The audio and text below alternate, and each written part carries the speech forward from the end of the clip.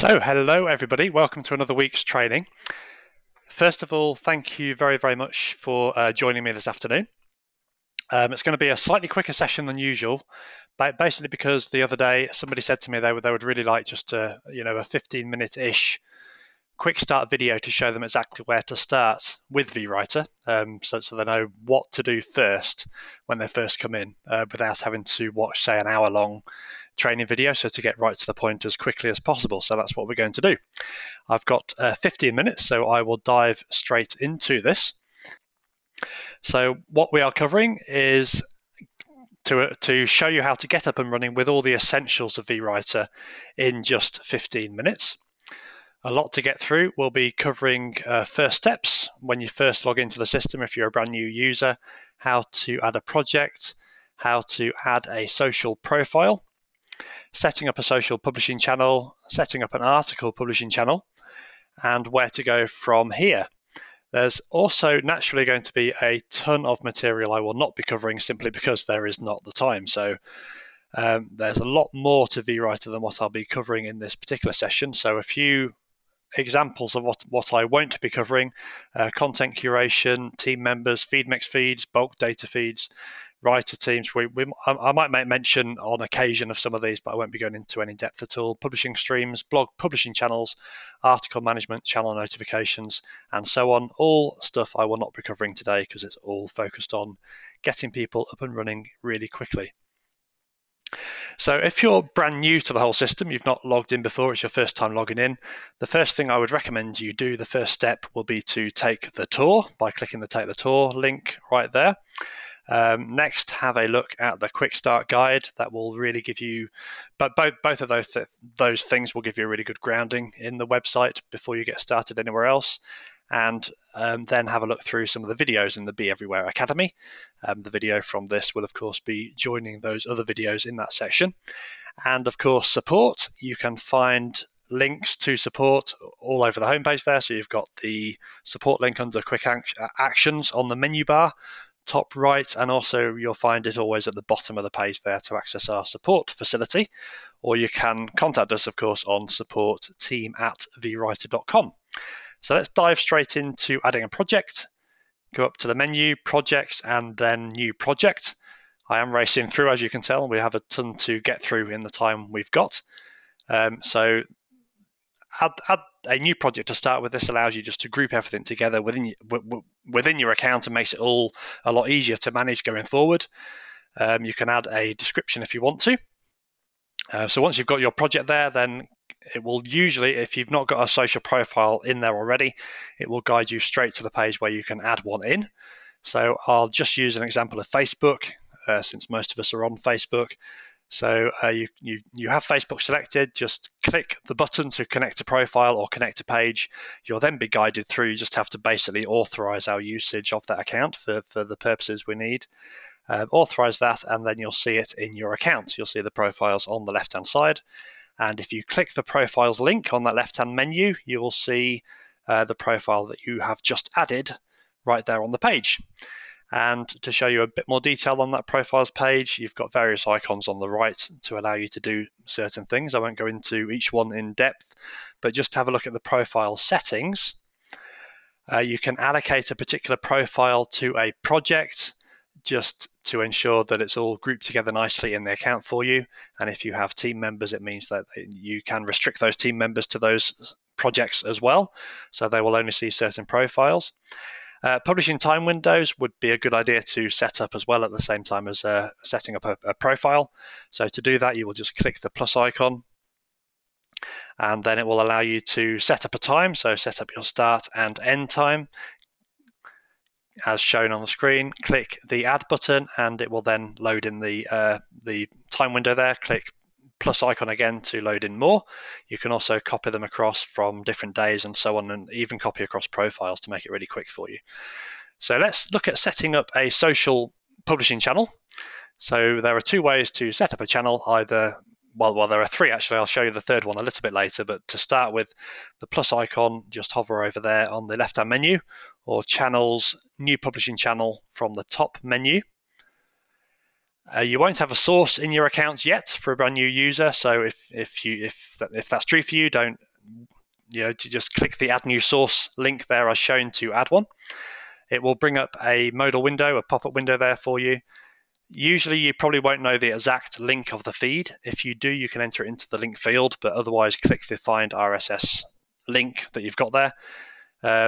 You can just type in the URL of your web page. I've just realized that's slightly wrong actually. So if you have a blog, it will just be something like blog.vWriter.com, and click the Find button, and then it will find the feed for you. It will locate it for you, bring it back for you, show you the title of the feed just to confirm it's found the right thing, click Submit, and you'll see it auto load back onto the publishing channel page for you.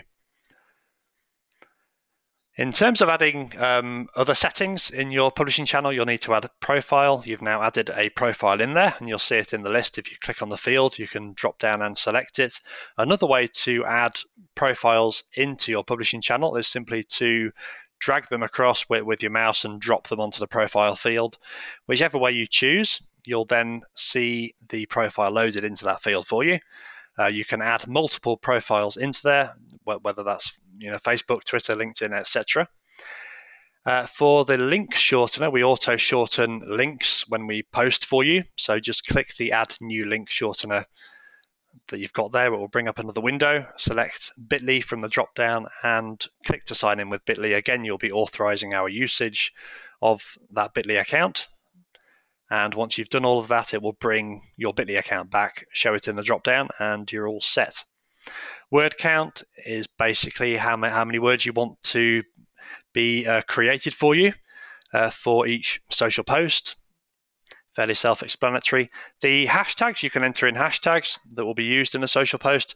You'll see on the right-hand side of the screen there, you can just type in a normal keyword phrase with a proper spacing on that, and it will automatically change it to a hashtag format with the hashtag in front of it and so on, with the pound sign in front of that. So it's fairly straightforward to use. Pre-text will be any text that you definitely want to appear before every social post that you make through the publishing channel. So if you're linked up to your YouTube feed, for example, you may have video in square brackets and so on. Similarly, with the post text, anything that you want to appear always after a particular social post. Let's have a quick look at the source flow control settings.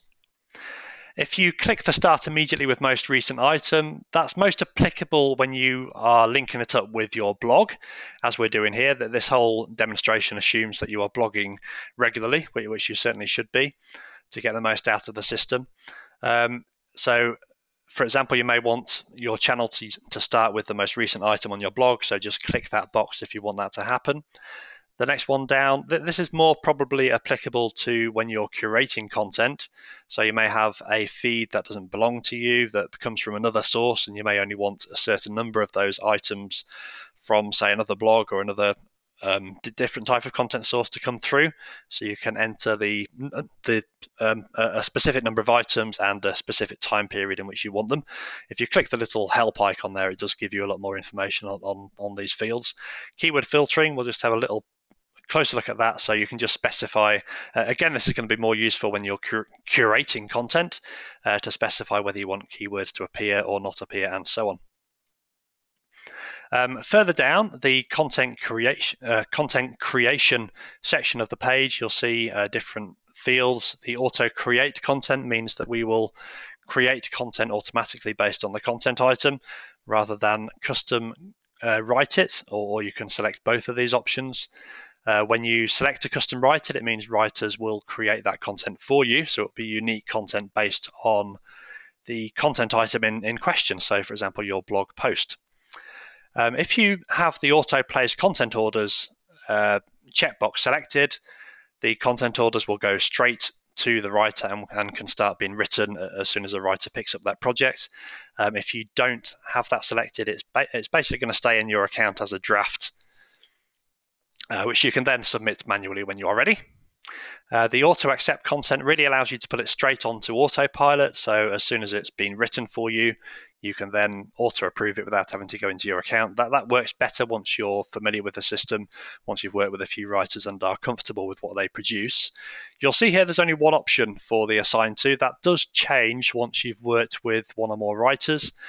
You'll have other options for working with a writer one-to-one and also building up your writer teams, but we don't have time to go into that in any depth today. In terms of the notification settings, they're fairly self-explanatory, so you'll be notified by email when a new content order is created for you. You can turn that on or off as you can when content is ready for you to review. So I've been through both of those. When you're happy with your settings, you can click to activate it, or you can also just save it as a draft if you're kind of halfway through creating it and need to do something else for a while. You can click the link there, save I'll activate later, but otherwise just click to activate it and it will become activated and begin running for you, and you'll see a confirmation on the publishing channel page there. You can edit any of these settings at any time and just update the channel. You'll also see a little pause icon there, which allows you to pause and then resume the channel at any time, so you maintain full control. Click channels to access the channels that you've set up and allow you to edit them and so on. So the result of all of that is that whenever you publish your blog, whenever you publish a new post, you've now got social covered automatically for you through the system taking care of it. You can also set up other social publishing channels, for example, to schedule multiple tweets over time for Twitter. We don't have a chance to get into that today, but as soon as you select, if you only add a Twitter profile to that publishing channel, you'll see Twitter specific options appear for you. You can update your social profiles with, say, tips, useful information, periodic promotions, and so on through bulk data feeds. Again, there's more information through other videos. Naturalized content curation, you can kick off the channel with a feed mix feed instead, and update social with your other content, for example, feeds from SlideShare and so on. You can also try setting up channel notifications to, say, create a SlideShare based on your post, create your e-sign, your newsletter, create your next podcast episode, and so on. So let's have a quick zoom through the article publishing channel as well. You'll see a third way to add a publishing channel with the plus icon on the publishing channels page, the publishing manager page. To set up an article site publishing channel instead, you will select the radio button there, and you'll see some article site settings appear instead. You won't have a pen name to start with, so click the add new pen name link as shown. Your name, the name and last name of the pen name. Once that's been added, you'll see it immediately show in the pen name drop down there. Just click the link at the top to go through to the pen name manager. You can also get to that through the channels menu and click to view the pen name settings. And then you can add article sites for that pen name. You'll see at the bottom of this screen by clicking the plus icon. So as soon as you click that plus icon, you can then enter in your login details for different article sites. Just add each one in turn. If you need to register, a link is provided for you. Each time you enter those details, it will display back, and then you can click the plus icon to enter another one. Choose the appropriate category. The word count, fairly self-explanatory. I'll probably recommend 500 words plus, because e-sign articles does want you to have that kind of word count. Enter any additional instructions you would like to. For the resource box, a standard kind of bio box. Highlight any words that you want to link, or the link that you want to link up, similar to how you would do so within WordPress. It was all fairly straightforward. Keywords, you'll need to enter in one or more keywords, and they'll be used when we submit your article. And click the auto submit to article sites checkbox if you want the article to be auto distributed for you as soon as that article is approved through the system. The rest of the settings are very, very similar to what we saw before, all the same, so it was only the top settings that change, and then click to activate.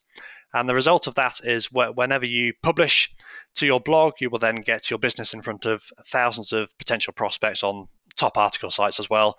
So your content going out to there too in the form of an article now, based on your article, all automatically for you with zero effort. You can try the following as well. Set up a channel notification to get your article published to LinkedIn Pulse as well, for example. Set up a social publishing channel to update social when the article's been published, say on e-sign articles or elsewhere. You may want that to tweet out a link for you automatically. In terms of where to go from here, Really, just get started. That probably all seemed fairly overwhelming because I went through it fairly quickly. But obviously with the video, which will be up within the next 24, 48 hours or so, you can slow that down and just take it a step at a time.